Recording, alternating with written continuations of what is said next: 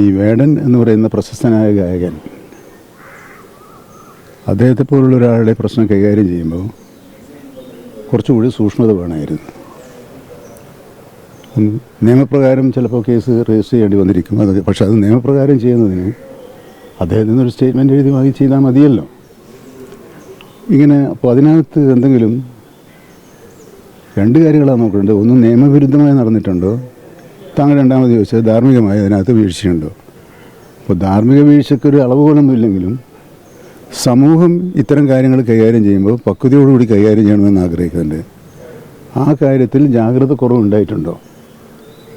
മറ്റൊന്ന്, താങ്കൾ ചോദിച്ചതുപോലെ ഇപ്പോൾ ഈ കണ്ടെടുത്ത പുലിനഖം വനംവകുപ്പ് ഇപ്പോൾ ചെയ്യുന്നത് അത് ശാസ്ത്രീയമായ പരിശോധന. ആ ശാസ്ത്രീയമായ പരിശോധനയ്ക്ക് ശേഷം പോരെ എന്നീ ഉത്കണ്ഠകൾ, എൻ്റെ അഭിപ്രായം, ഉത്കണ്ഠകൾ സമൂഹത്തിൻ്റെ മുമ്പിലുണ്ട്.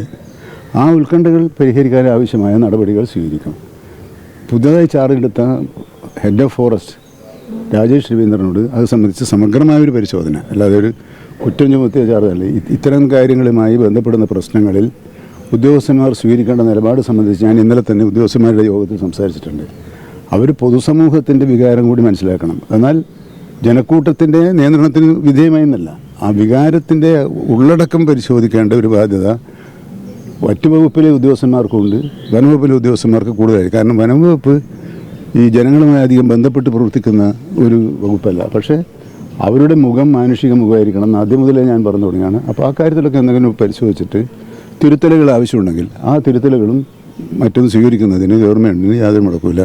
പക്ഷേ പിന്നെ മറ്റൊന്ന്, ആനക്കൊമ്പ് കത്തിക്കുന്നതിനെ കുറിച്ചാണ് ഇതിനൊരു ചർച്ച വന്നത്. ആനക്കൊമ്പ് കത്തിക്കാനുള്ള നിയമം കേരളത്തിലെ നിയമമല്ല.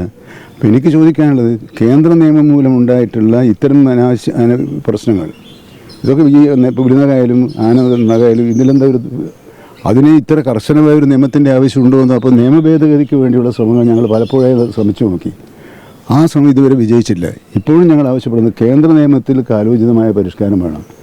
സമൂഹത്തിൻ്റെ സാധ്യതകളും പാടുള്ളതും പാടില്ലാത്തതുമായ കാര്യങ്ങൾ സംബന്ധിച്ച് പുതിയ കാലഘട്ടത്തിൻ്റെ അവബോധമനുസരിച്ചുള്ള നിയമനിർമ്മാണങ്ങൾ ഉണ്ടാകണം.